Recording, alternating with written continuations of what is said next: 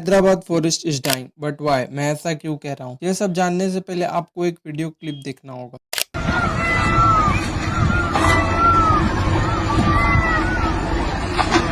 Clip इतना दर्दनाक है जिसे देखकर मुझे भी रोना आ गया। छोटे छोटे पक्षियों जानवरों के आवाजों ने मुझे अंदर से हिला दिया और इस क्लिप को देखने के बाद शायद आपके साथ भी कुछ ऐसा ही हुआ होगा। यदि आपको अपने देश की सच्ची परवाह है तो आप ये वीडियो बिना स्किप किए लास्ट तक देखेंगे शो, और शायद आप भी इस वीडियो को अंत तक देखने के बाद हैदराबाद का सच सुनकर दिल से हिल उठेंगे। तो हुआ कुछ यूं कि तेलंगाना गवर्नमेंट 400 एकड़ में फैले हैदराबाद के फॉरेस्ट को हटाकर उसे प्राइवेट आईटी कंपनी को बेचना चाहती थी। वो यहाँ आईटी पार्क बनाना चाहते थे और यह इसलिए रातों रात हजारों बुलडोजर्स के साथ आकर जंगल को साफ करने का प्रोग्राम बनाया। यदि आपने इस क्लिप को ध्यान से सुना होगा तो उसमें कुछ छोटे छोटे पक्षियों के साउंड सुनाई दिए जिन्हें रातों रात साफ किया जा रहा था। इस फॉरेस्ट को हैदराबाद का ग्रीन लंग्स के नाम से जाना जाता है। यह जंगल खुद ही एक सेल्फ सस्टेनेबल डेवलपर है, लेकिन गवर्नमेंट ने थोड़े से मुनाफे के लिए इतने बड़े फॉरेस्ट को बिना कुछ सोचे समझे ही साफ करने का ऑर्डर दे दिया। इस पर आवाज उठाने के लिए आगे आए एससीओ मतलब हैदराबाद यूनिवर्सिटी के स्टूडेंट्स यह बैनर उठाकर निकल पड़े जंगलों को बचाने के लिए ऑक्सीजन नॉट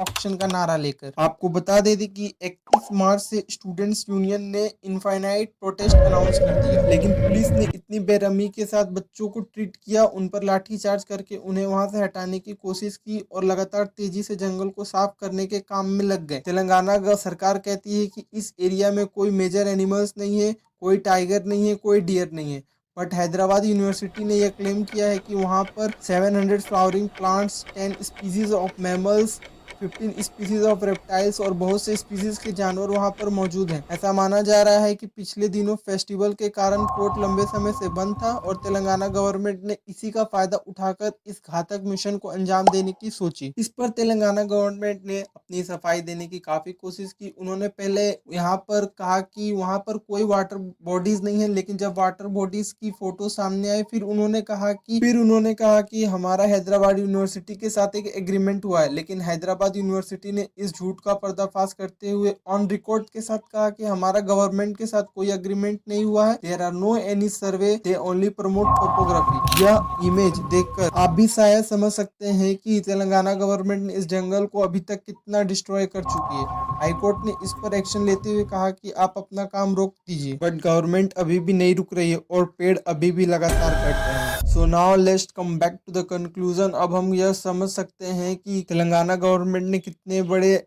स्कैम किया है, और अब हम यह कब समझेंगे कि हम कभी भी पैसे को अपने साथ लेकर ऊपर नहीं जाएंगे। और आपका इस पर क्या थॉट है हमें कमेंट में जरूर बताएं, और तेलंगाना गवर्नमेंट जो कर रही है ठीक है या नहीं वो भी कमेंट में बताएं। और आप भी इसे काफी डिसअपॉइंटेड है तो हैशटैग ऑक्सीजन नॉट ऑक्शन को टैग करें। Thank you.